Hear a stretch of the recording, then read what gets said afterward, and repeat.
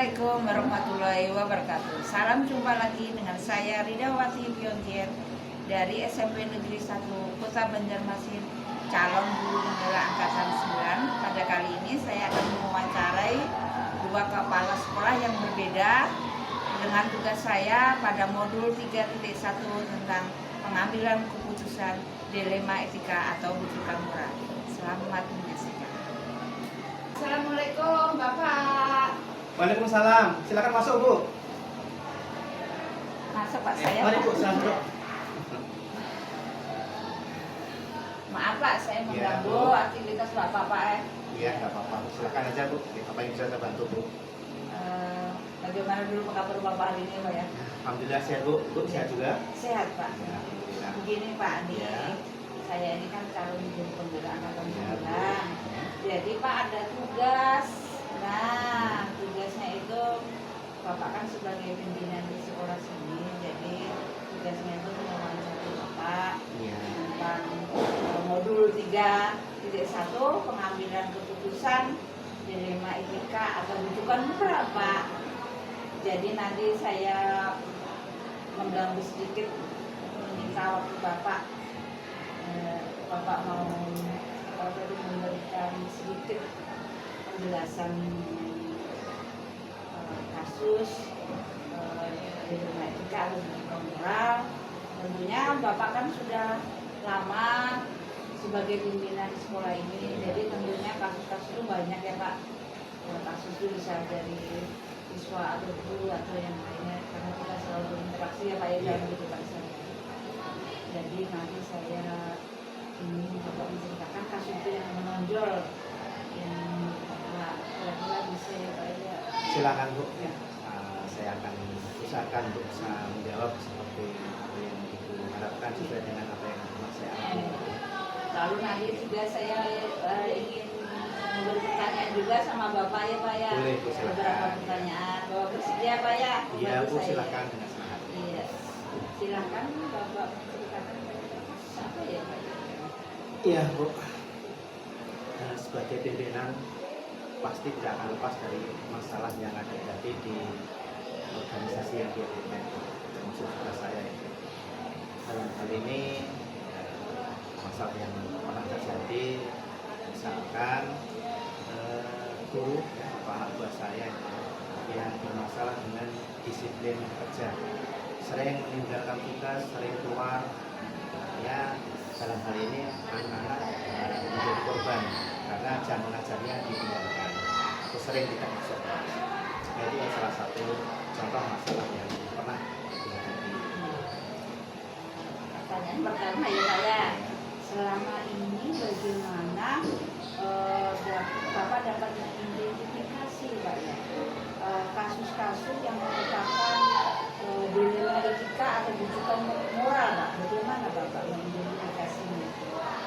Iya, Bu, terkait dengan masalah tadi jelas itu adalah suatu masalah, tapi kita juga tidak bisa langsung menjudgment bahwa yang bersangkutan itu bersalah.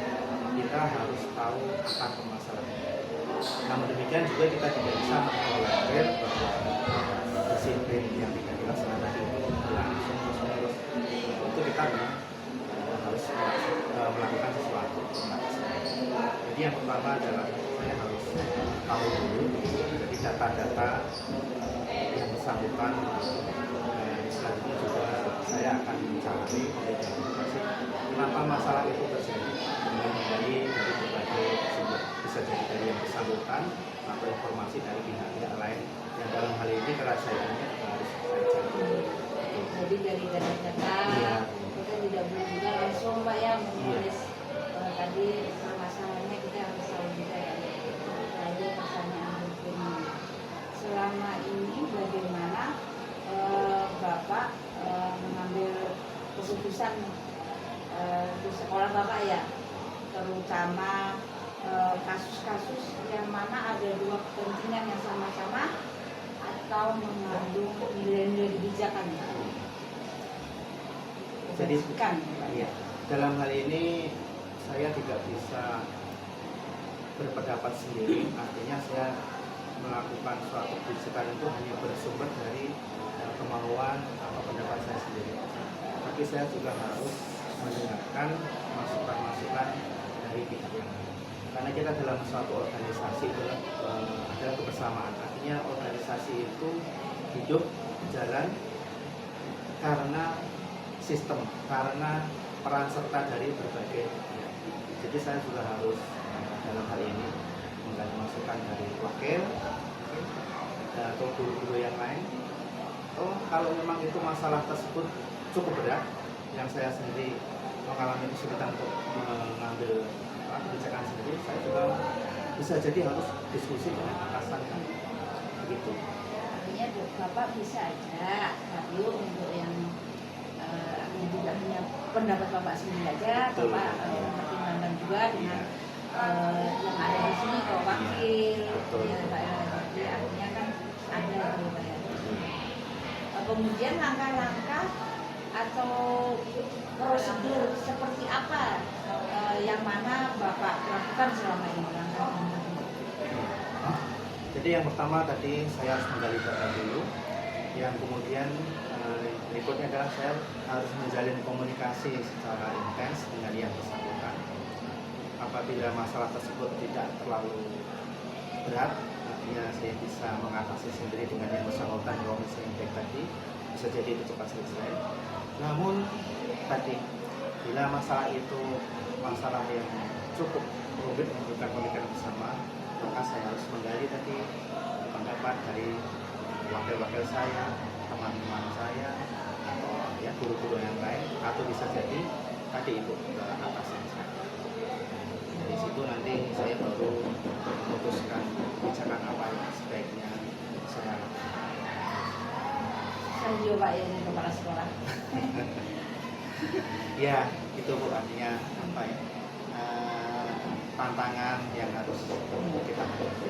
Kemudian hal-hal seperti apa ya yang Bapak anggap efektif dalam mengambil keputusan dilema, khususnya pada dilema jika ya Pak ya? Ya, yang paling akhirnya memang itu komunikasi yang baik, Bu. Artinya apa ya? Pendekatan yang baik, keterbukaan yang baik. Itu yang lebih efektif. Iya, jadi ada komunikasi Pak ya. Artinya jangan sampai tidak ada komunikasi jadi tidak ada apa yang harus kita simpulkan tadi Pak ya. Kemudian bukan dari SPA saja, Bu. iya, artinya harus kita mempertimbangkan, harus punya komunikasi dengan hal-hal seperti apa ya yang Bapak merupakan tantangan dalam kasus tadi, dalam mengambil keputusan, dalam kasus-kasus dilema ketika tantangannya? Iya, Bu. Yang jelas bagaimana kita bisa mengelola suatu masalah itu menjadi hal-hal yang positif, yang artinya ya masalah tersebut bisa terlaksanakan dengan baik tanpa menimbulkan masalah yang baru. Artinya solusi terbaik yang harus kita berikan kepada masalah tersebut sehingga tidak menimbulkan masalah. Itulah tantangan yang harus kita Jadi hadapi. tantangan itu pasti ada ya Pasti Pak ya, ada. dan kita selalu Bapak sebagai partner pasti ada solusinya ya Pak. Dan juga ada kerjasama dengan yang tadi Pak Iya. Apalagi kan apa ya Bu ya, ritme kerja kita itu kan dinamis ya Bu ya. Iya. Kemudian banyak hal-hal baru dan lain sebagainya. Itulah yang kadang-kadang tadi harus kita selesaikan dengan baik. Kemudian apakah Bapak memiliki takaran atau jadwal terkait dalam penyelesaian pengambilan keputusan dilema etika, dan apakah penyelesaian itu Bapak lakukan saat itu juga, misalnya Pak ya di tempat itu, atau Bapak itu memiliki jadwal dalam penyelesaiannya seperti apa kira-kira Pak? Iya Bu. Jadi kan masalah itu kan sifatnya temporer, kasuistik gitu ya. Artinya tidak setiap hari ada, tidak setiap sekali waktu ada. Ya, jadi saya tidak ada jadwal khusus. Namun dalam hal ini untuk mengontrol disiplin guru dan tenaga pendidikan, nah, saya punya jadwal rutin. Namun untuk dalam hal mengatasi masalah seperti tadi, itu tentunya disesuaikan dengan keadaan. Artinya kapan masalah itu ada dan bagaimana intensitas masalah itu harus diselesaikan, itulah yang akan saya lakukan. Kalau memang perlu tindak lanjut yang lebih, maka saya harus tadi berkoordinasi dengan wakil dan lain sebagainya. Begitu. Artinya tidak terjadwal juga ya, disesuaikan dengan situasi Iya, dan betul. kondisinya ya Pak ya. Lalu adakah ya Pak ya, dalam kasus tadi, adakah seseorang atau faktor-faktor yang mempermudahkan apa itu Bapak atau membantu mengambil keputusan dalam dirinya kita nanti Pak ya? Iya, betul Bu. Yang jelas tadi juga saya bilang, saya tidak sendiri Bu. Artinya di organisasi kita ya, di lembaga kita itu saya punya wakil, saya punya guru-guru yang lain, saya punya tenaga pendidikan yang lain, yang mana dari mereka itu nanti bisa saya dapatkan suatu masukan dan lain sebagainya untuk menyelesaikan masalah. Gitu. Ini artinya sama-sama ya Pak ya? Betul. Bu. Artinya juga Iya. di situ ada wakil, ada kesiswaan, ada BK, ada Iya, guru-guru. iya. Artinya tidak hanya satu guru, artinya bukan guru emas di sekolah ya Pak ya. Terlebih lagi kalau masalah itu terkait dengan masalah peserta didik, saya Iya. pasti harus melibatkan pihak-pihak Iya. wakil, Iya Pak. mulai dari kesiswaan, mungkin bisa jadi kurikulum, BK, Iya. wali kelas dan sebagainya. Iya Pak. Ini Pak pertanyaan terakhir Pak. Iya Bu, silakan. Dari semua hal yang sudah disampaikan Bapak tadi, pembelajaran apa yang Bapak pembelajaran yang dapat petik mengenai pengambilan keputusan dilema etika tadi Pak? Iya Bu. Menurut saya Bu, yang paling utama adalah komunikasi yang baik, kemudian sifat terbuka itu. Artinya kita dalam memutuskan sesuatu jangan dari satu sudut pandang, tapi juga harus mempertimbangkan hal-hal lain. Intinya begitu. Jadi komunikasi yang baik, terbuka. Artinya jangan selalu Mementingkan ego misalkan, Iya. gitu ya. keputusan bersama. Nah, terima kasih banyak Pak Ya Bu, sama-sama. perbincangan pada hari ini. Maaf Pak, sekali lagi betul-betul saya minta maaf. Jadi Nggak apa-apa, dari penjelasan Bapak tadi nantinya bisa pengalaman saya. Artinya susah juga jadi kepala sekolah itu Pak ya. Sangat susah sekali, tidak saya bayangkan. Terima kasih banyak Pak. Sama-sama Ibu, Waalaikumsalam warahmatullahi wabarakatuh. Selamat bertugas ya Bu ya, Iya, dan terima sukses. kasih. Ya. Sukses Pak. Assalamualaikum warahmatullahi wabarakatuh. Waalaikumsalam warahmatullahi wabarakatuh. Bagaimana Pak kabar hari ini Pak? Alhamdulillah Bu, tetap dalam keadaan sehat walafiat. Ya Pak ya. Begini Pak, saya mengganggu aktivitas Bapak pada hari ini Pak ya. Ada tugas Pak dari calon guru pemula angkatan 9 modul 3 sejak 1 Pak tentang pengambilan keputusan dalam etika atau rujukan moral Pak. Nah, jadi saya minta bantuan Bapak. Kira-kira bisa ya Pak ya? Di mudah bisa bulan. Begini ya Bapak kan sebagai pimpinan di sini kan sudah lama ya Pak ya. Nah, jadi pasti banyak kasus yang sudah dialami oleh Bapak. Berinteraksi kan ada guru, ada teman sejawat, ada kepala sekolah, mungkin ada kasus kira-kira yang bagi Bapak terkesan, kira-kira kasus seperti apa ya Pak ya? Begini Bu, memang dalam lingkungan sekolah ada beberapa kasus memang baik kita temukan maupun penanganannya ada seperti begini Bu. Siswa ini bermasalah karena ketidakhadiran Bu ini. Ketidakhadiran Bu. Kemudian juga nilai belajar menurun prestasinya. Nah, ini menjadi suatu masalah yang memang kita harus menyelesaikannya Bu ini dari berbagai pihak nanti. Oleh siswa Pak ya. Oke. Begini Pak, saya nanti akan mengajukan beberapa pertanyaan ya Pak. Oke. Pertanyaan pertama tadi kan kasusnya mengenai siswa ya Pak ya. Oke. Kemudian pertanyaannya selama ini bagaimana Bapak mengidentifikasi kasus-kasus yang merupakan dilema etika atau bujukan moral, Pak? Dengan mengidentifikasi atau kita menemukan pula masalahnya, ini kita menggali berbagai sumber ini. Yang pertama dari wali kelas, kita memerlukan data, kemudian guru BK juga, guru bimbingan konseling, dan orang tuanya, Bu, untuk mengetahui lingkungan sekitar siswa tersebut. Menggali dulu, Pak, ya. Menggali. Kemudian selama ini bagaimana ya, Pak, Bapak menjalankan pengambilan keputusan yang mana ada dua kepentingan yang sama benarnya, Pak, atau mengandung nilai-nilai kebajikan, Pak? Pada mengambil keputusan, kita harus memilih juga, Bu, ini keputusan ini apakah memang masuk akalnya atau dari sisi kemanusiaan atau aturan kita. Nah, jadi ini yang menjadi dilema dalam pengambilan keputusan. Cuma nanti kita bisa menggunakan konfirmasi atau nanti dimusyawarahkan juga, Bu. Iya, jadi harus dimusyawarahkan dulu, Pak, ya. Kemudian langkah-langkah atau prosedur dalam mengambil keputusan yang seperti apa yang Bapak jalankan selama ini, Pak, ya? Ya, langkah-langkahnya ada tadi seperti yang sudah disampaikan, Bu, ya. Dengan musyawarah, kemudian kita berbagai pihak untuk menentukan, Bu, langkah-langkah apa saja untuk menyelesaikan masalah siswa tersebut. Kemudian juga mengetahui latar belakang permasalahan tersebut. Iya, jadi harus tahu latar belakangnya, Pak, ya, apa itu masalahnya.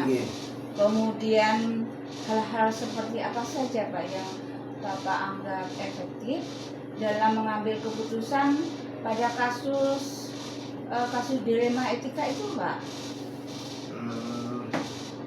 Hal-hal yang kita lakukan ini yang untuk efektifnya yaitu seperti kita pencegahan dulu, Bu, ya, preventif dulu. Kemudian menanamkan, Bu, ini kepada siswa pentingnya, artinya semangat atau motivasi untuk semangat belajar. Jadi semangat belajar, ya, Pak, Semangat belajar, motivasi, Pak, ya. Jadi anak tidak lagi yang dalam preventif tadi, Bu, ya, kita pendekatannya. Hal-hal seperti apa saja ya, Pak, yang merupakan tantangan dalam mengambil keputusan pada kasus dilema etika tadi? Pasti ada tantangannya ya, Pak, ya, tadi? Ada, Bu, tantangannya. Tantangannya kadang-kadang kita ada dua pilihan, Bu, ya. Artinya dari satu aspek aturan, di satu sisinya kita rasa kemanusiaannya, Bu, ini yang kita kadang-kadang memutuskannya ini. Pasti ada, ya. Kemudian, Pak, apakah Bapak memiliki takaran, jadwal terkait penyelesaian pengambilan keputusan dilema etika? Apakah Bapak menyelesaikan itu saat itu di tempat, atau Bapak itu mempunyai penyelesaiannya, ada jadwalnya untuk menyelesaikan suatu bentuk atau laporan selama ini Bapak jalankan, Pak? Kalau jadwal secara khusus memang tidak ada, Bu. Cuma kaitannya dengan kita dengan guru yang terutama guru BK itu ada terjadwal kepada siswa yang memang perlu kita adakan pendekatan atau preventif untuk mencegah hal-hal yang arti sifatnya terjadi penyimpangan.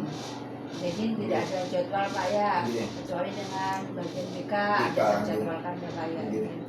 Kemudian adakah seseorang atau faktor lain yang mempermudahkan atau membantu dalam pengambilan keputusan dilema etika itu, Pak? Dalam pengambil keputusan, iya, ada seseorang misalnya kan Bapak sebagai pimpinan di sini, ada seseorang khusus. Kalau apa itu guru emas kan nggak ada, ya, kata tapi kan ada seseorang. Artinya walaupun Bapak bisa memutuskan sendiri, tapi Bapak ada seseorang yang bisa mempermudahkan Bapak, kira-kira? Nah, ini di sini, Bu, dalam pengambil keputusannya kita melibatkan semua guru, Bu, ya. Oh, iya. Semua guru, terutama wali kelas, kemudian juga kita masukkan dari guru BK, ya pada intinya dimusyawarahkan juga pula, jadi berbagai pihak Bu, jadi dalam pengambil keputusan mudah tepat Bu. Iya. Jadi dalam Iya. mengambil keputusan Iya. tidak apa itu otomatis bapak aja, tapi Iya, harus sepihak, mempertimbangkan iya. dengan semua guru, Iya, semua iya, mitra, iya. artinya semua yang ada bapak juga muncul di guru-guru ya pak ya. Iya. Kemudian ini yang terakhir pak ya, dari semua yang sudah bapak sampaikan tadi, pembelajaran apa yang dapat bapak petik dalam pengalaman pengambilan keputusan tadi? Pelajaran yang bisa kita petik Iya. yaitu adalah pada ada istilah Bu, lebih baik mencegah daripada mengobati Bu. Nah, jadi sebelum terjadinya masalah atau dilema tadi Bu, ini tidak henti-hentinya Bapak Ibu guru, kemudian juga terutama guru PK, wali kelas juga nih lebih proaktif di dalam menanamkan nilai-nilai yang ada di sekolah Bu, misalnya aturan, norma-norma yang berlaku. Jadi mudah-mudahan Bu, artinya memang muncul masalah tidak terlalu sifatnya negatif. Jadi harus ada proaktif ya pak ya Proaktif, dari sekolah. iya. Artinya sekolah tidak pasif ya pak ya Iya. dalam menangani kasus-kasus dilema Iya. itu yang susah juga pak ya jadi pimpinan pak ya. Iya. Ya. Saya merasakan dari Iya. pengalaman bapak tadi, wah susah juga ya artinya Iya. tidak bisa juga mengatasi sendiri, harus Betul, ada iya. yang menjembatani dalam kasus-kasus yang Iya. dihadapi bapak sebagai pimpinan. Nah Pak, terima kasih banyak Iya, Pak, maaf sama-sama, mengganggu. Bu. Iya. Mudahan pengalaman Bapak nanti juga bermanfaat bagi saya. Mudahan nantinya Bapak sukses tambah sukses. Iya, amin, Terima Bu. kasih Iya, Pak. sama-sama, Bu. Assalamualaikum warahmatullahi wabarakatuh. Waalaikumsalam warahmatullahi wabarakatuh.